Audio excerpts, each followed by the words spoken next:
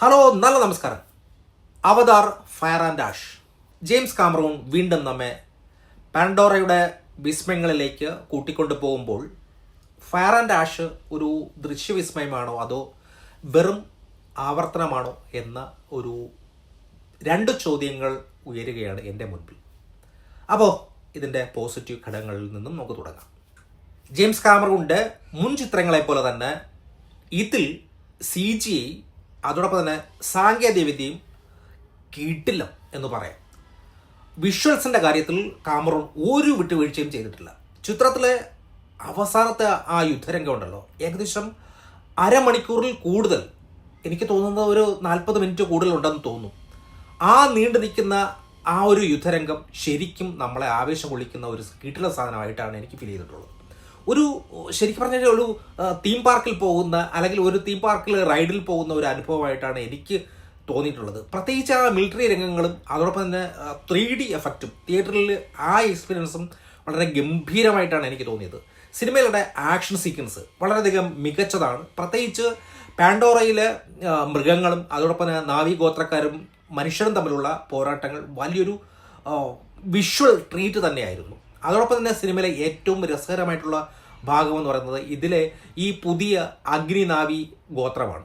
അവർ മറ്റു ഗോത്രങ്ങളെ പോലെ ശാന്ത സ്വഭാവക്കാരല്ല, മറിച്ച് കൂടുതൽ ക്രൂരവും അഗ്രസീവായിട്ടുള്ള ഒരു പോരാട്ട വീര്യമുള്ളവരായിട്ടാണ് ഇതിൽ എനിക്ക് ഫീൽ ചെയ്തിട്ടുള്ളത്. അതോടൊപ്പം തന്നെ കാമറൂണിൻ്റെ ഈ ആത്മവിശ്വാസം ഉണ്ടല്ലോ, ഈ ആദ്യ സിനിമയിലെ നമ്മൾ കാണുമ്പോൾ കിട്ടുന്ന ഒരു അത്ഭുതം ഉണ്ടല്ലോ, പിന്നെ ഈ രണ്ടാം ഭാഗത്തിൽ വരുമ്പോൾ കിട്ടുന്ന ഒരു ദൃശ്യാനുഭവം, അപ്പോൾ മൂന്നാം ഭാഗത്ത് വരുമ്പോൾ എന്താ ചെയ്യേണ്ടത്?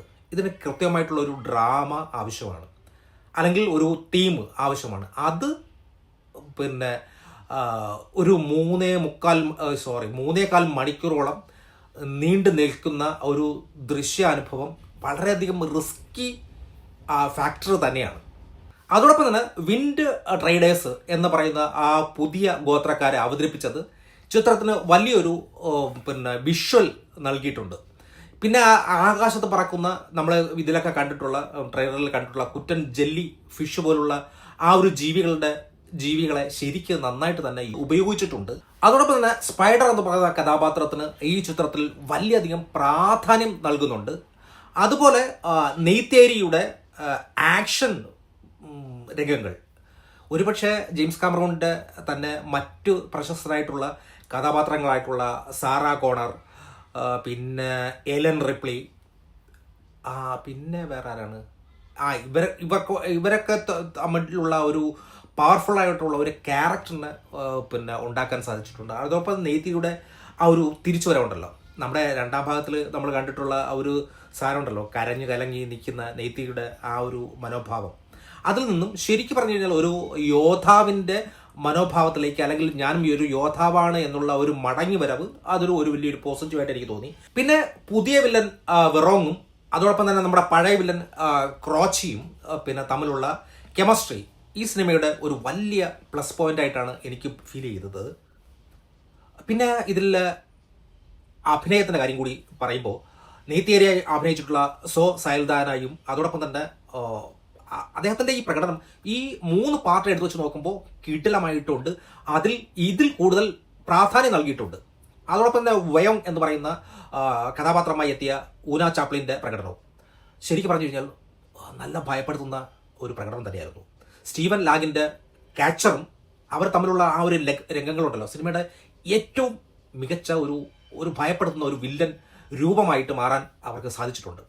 പിന്നെ ഇതിൻ്റെ നെഗറ്റീവ് ഭാഗങ്ങളിലേക്ക് നമ്മൾ നോക്കുമ്പോൾ എനിക്ക് ആദ്യമായിട്ട് പറയാനുള്ളത് ജെയിംസ് കാമറൂണിൻ്റെ ഇതുവരെയുള്ള ഈ അവതാർ കാറ്റഗറിയിലുള്ളത് ഏറ്റവും ദുർബലമായിട്ടുള്ള ഒരു സിനിമയായിട്ടാണ് എനിക്ക് തോന്നിയത്.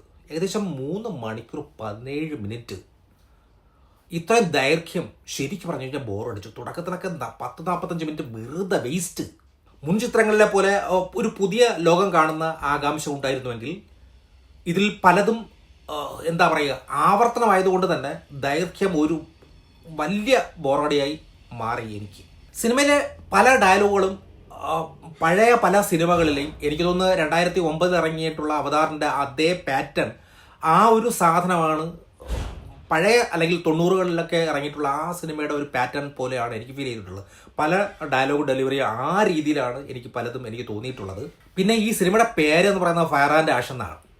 പക്ഷേ ഈ ഫയർ എന്ന് പറയുന്ന ഒരു സാധനം ഉണ്ടല്ലോ, നമ്മൾ ഈ രണ്ടാം ഭാഗത്തിൽ വെള്ളത്തിൻ്റെ കുറേ പരിപാടികളൊക്കെ കണ്ടിട്ടുണ്ട്, വെള്ളത്തിൻ്റെ അടിയിൽ കുറേ ആ ഒരു സാധനങ്ങൾ കണ്ടിട്ടുണ്ട്. പക്ഷേ ഈ സിനിമയ്ക്ക് അനുസരിച്ചിട്ടുള്ള ഒരു ഫയർ എന്ന് പറയുന്ന ഒരു സാധനം ഇതിൽ ആ എലമെൻറ്റുകൾ വളരെയധികം കുറവായിരുന്നു, അല്ലെങ്കിൽ അങ്ങനെയുള്ള വിഷ്വൽസ് വളരെയധികം കുറവായിരുന്നു എന്നുള്ളതാണ് ഇതിൻ്റെ ഒരു വലിയൊരു നെഗറ്റീവായിട്ട് എനിക്ക് തോന്നിയിട്ടുള്ളത്. കാരണം സിനിമയുടെ പേര് അതിങ്ങനെ വച്ചിട്ട് അതിന് പിന്നെ അതിൻ്റേതായിട്ടുള്ള രീതിയിൽ അതിന് പ്രാധാന്യം നൽകാതെ പോയി എന്നുള്ളതാണ് ഒരു വലിയ പ്രശ്നം. അതോടൊപ്പം തന്നെ സിനിമയിലെ ഈ വെയിൽസുകളുടെ സംഭാഷണങ്ങളും അതോടൊപ്പം തന്നെ അവരുടെ കോടതി രംഗങ്ങളും ഉണ്ടല്ലോ, അല്പം എനിക്ക് ക്രിഞ്ചായിട്ടാണ് എനിക്ക് സീരിയസ് ആയിട്ട് എനിക്ക് തോന്നിയത്. ചിലപ്പോഴൊക്കെ ചിലയിടത്തൊക്കെ എനിക്ക് ചിരി വന്നെങ്കിലും അത് ക്രിഞ്ചായിട്ട് ചിലയിടത്ത് ഫീൽ ചെയ്തു. പിന്നെ കഥയിലുണ്ടല്ലോ ഒരു പുതുമയില്ല. നമ്മൾ ആദ്യം കണ്ടിട്ടുള്ള 2 ഭാഗങ്ങളിലും കണ്ട അതേ മനുഷ്യർ വരുന്നു, നാവികളിൽ പോരാടുന്നു, യുദ്ധം എന്ന് പറയുന്ന ഫോർമുല തന്നെ വീണ്ടും വീണ്ടും വീണ്ടും കാണിച്ച് ഒരുമാതിരി എന്താണ് ഒരു ആവർത്തന വിരസത എന്ന് പറയാം.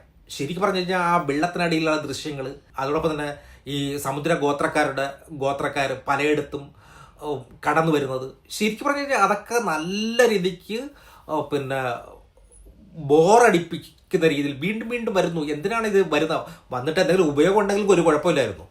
അതേപോലെ തന്നെയാണ് ഈ സ്പൈഡറിൻ്റെ കഥാപാത്രത്തിൽ വരുത്തിയിട്ടുള്ള ചില മാറ്റങ്ങൾ.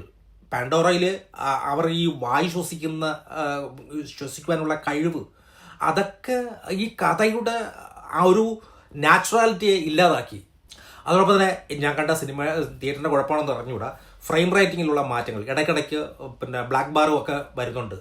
അതും ആ സിനിമയുടെ ആ ഒരു രസത്തെ ഇല്ലാതാക്കി. പിന്നെ ചിത്രത്തിൻ്റെ ക്ലൈമാക്സ് രംഗമുണ്ടല്ലോ, എനിക്ക് അത്ര കണ്ട് ഇഷ്ടപ്പെട്ടില്ല.